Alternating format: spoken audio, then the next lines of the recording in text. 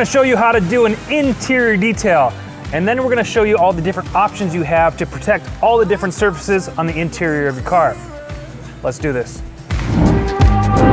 I see what you're doing to me now. The interior of my GTI is not destroyed. It's pretty well taken care of and maintained, but all the steps that I'm gonna show you would be the same steps that you would take to clean your interior, no matter how dirty it is. And with interior detailing, you don't need a whole lot of tools. That's what's great about it. You just need a few brushes. I have a 1-inch brush here. This is great for the vents. A little toothbrush for fine cracks and areas to get. I have a carpet brush. This will scrub the carpets. Leather brush if you have leather seats.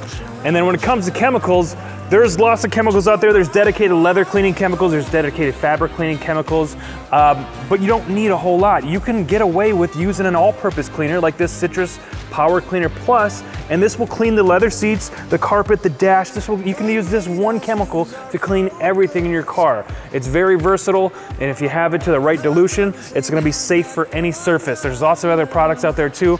Dr. Beasley's interior cleaner here. I haven't tried this one out, so we're actually gonna test this one out today. You need some microfibers and some gloves, and you're ready to go. You will also need a shop vac, and if you have it, I would also recommend an air compressor. An air compressor is a great tool, and it'll significantly cut down the time to perform this service. Before we actually get started on the interior detailing process, please support the channel by pressing the subscribe button below this video, and hit that bell if you want to be one of the first ones to know when we drop a new video. I will have a full list in the description below of all my favorite products and tools I use for interior detailing. First step is to remove all the personal belongings. We have personal belonging bags here, and if this is a customer's car, you want to take out all their personal belongings, and I actually put them into separate bags. So for instance, if I'm taking stuff out of the glove box or the center console here, I'm going to use one bag for each section. So if there's anything in here, I'm going to take it out, put it in the bag. I'll put it on top of the windshield here so I don't misplace it, and when I get done with the detail, I'll actually put it back in the same position. Same thing with the center console or anything in the doors. I'll put them in separate bags and then put them back where we found them. Love is blind and no one told us. Platinum seems so shallow, shallow, shallow, shallow. If you are working outside, you should have plenty of light, but if you're working inside a garage like I am, I like to use a hand flashlight or this LED hood light. Being able to see what you're cleaning is very important.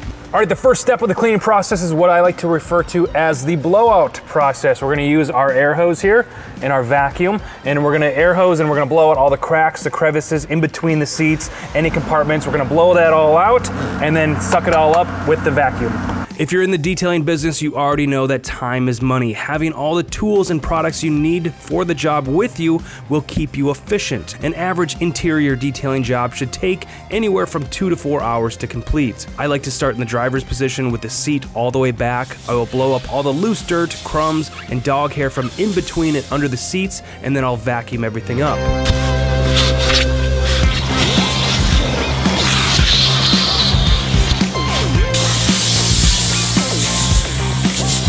I will work my way around the car, taking the floor mats out for right now and setting them to the side. This first step will usually take anywhere from 10 to 20 minutes, depending on how dirty the vehicle is.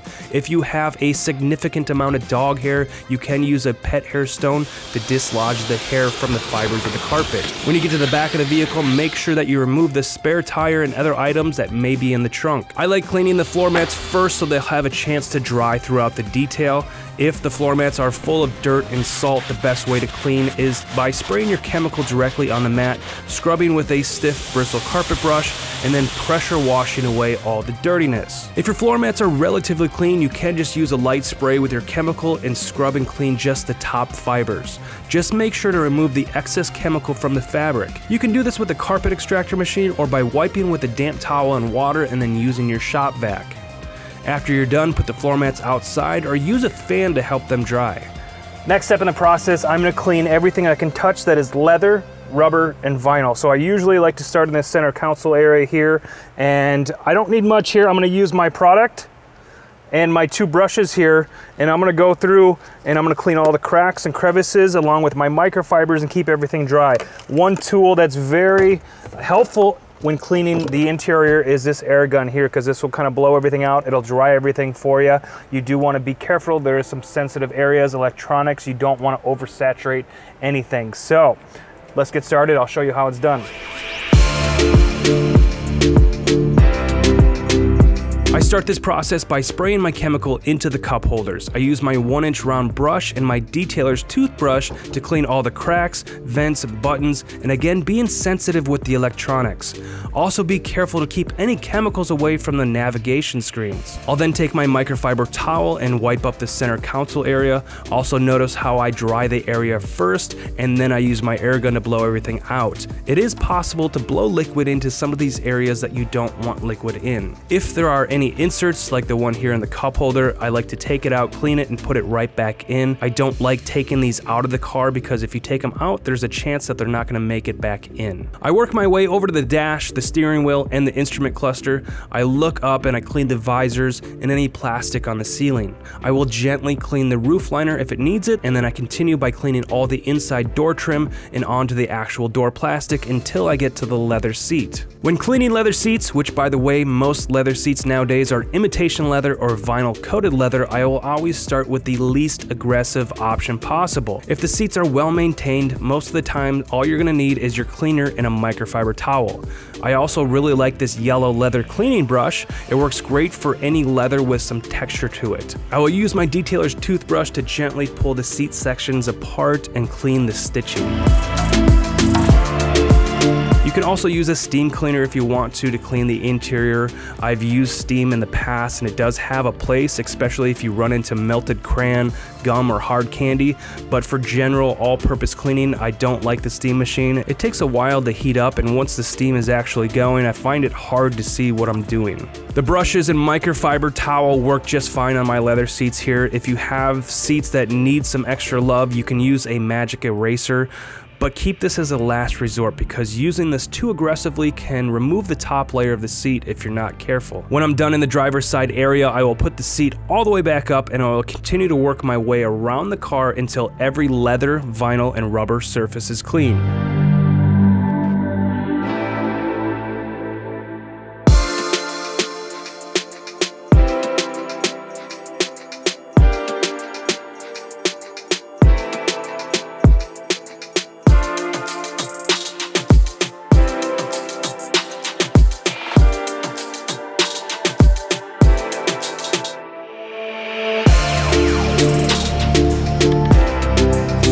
The last step in the cleaning process for the interior detail is to clean all the fabric and the carpets in the vehicle.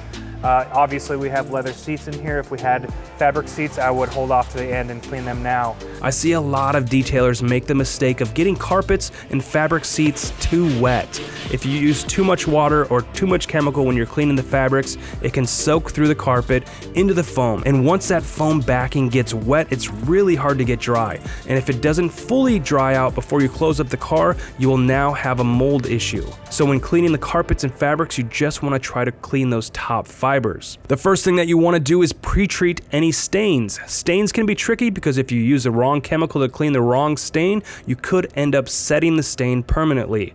How do you know what chemicals will remove what stains? Well, first let's learn about what kind of stains that you may encounter. Welcome to the School of Stains. My name is Dr. Stain, and I'm here to teach you about 2 different types of stains. The first type of stain is tannin stains. This includes soda pops, vines, coffee, and tea. The second type of stains are protein stains.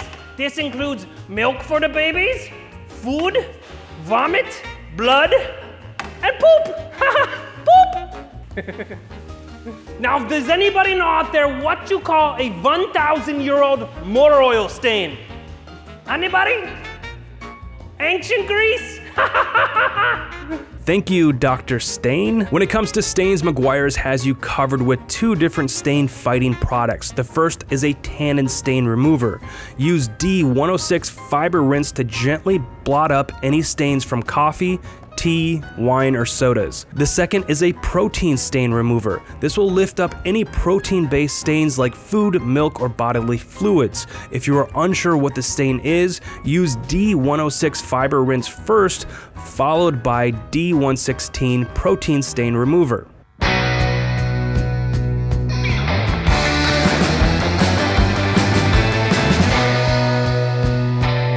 Once you have all the stains treated, you can spray a light layer of citrus power clean and then scrub the carpets with a stiff bristle carpet brush. You want to remove all this chemical and dirt with a carpet extractor or use a vacuum and a damp towel. I also like using a microfiber towel to clean all these hard to get areas like in between the seat and by the pedals. You're going to repeat this process as many times as you need to get the carpets fully clean. If you're dealing with carpets that are just destroyed with stains, salt, sand, and dirt, be mindful and talk to your customer about realistic expectations of what you can and you can't do. You can always remove the seats and pressure wash the carpets or even replace them if it's something beyond cleaning. The last step on the carpets is to use a dry microfiber and a shop vac to dry the carpets as much as possible. Do not close up the car or put floor mats on top of carpets that are wet. You will end up with a mold problem. You can also use a blower or a fan, or if it's a nice day out, you can bring it outside with the windows cracked open to let it dry. When we're all done, I'd like to do a simple back and forth line with my towel. You can use a brush if you want to do this. It's just a matter of personal preference at this point. You're going to want to use all the same steps here when you're cleaning the fabric seats.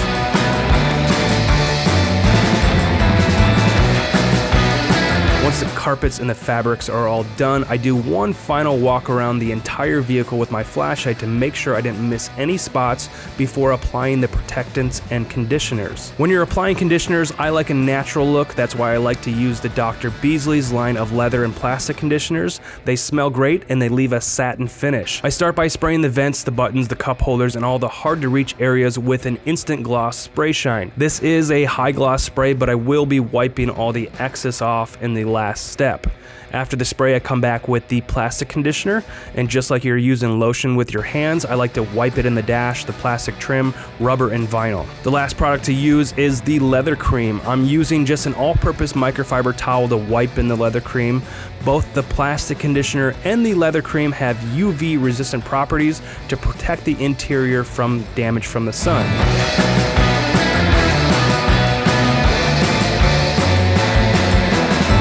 Final step of the dressing process is to take a clean, dry microfiber and blend in and wipe off any excess product. I'm also going to wipe down any gloss trim, and after this step, everything should look new and natural. You shouldn't have any greasy spots or leftover conditioners. You do have some other long-term protection options if you choose to use.